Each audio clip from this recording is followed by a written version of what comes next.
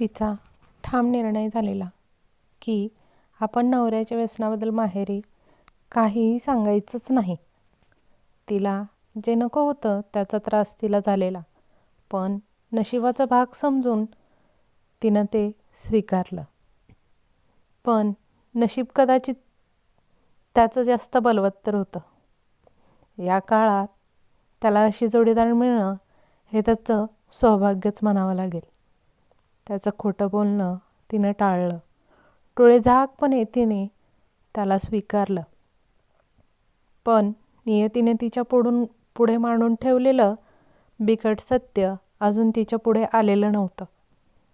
किंवा तिच्या मनातील भावना आणि भूमिका ही केवळ आपलं लग्न सांभाळून पुढे जाणे एवढंच.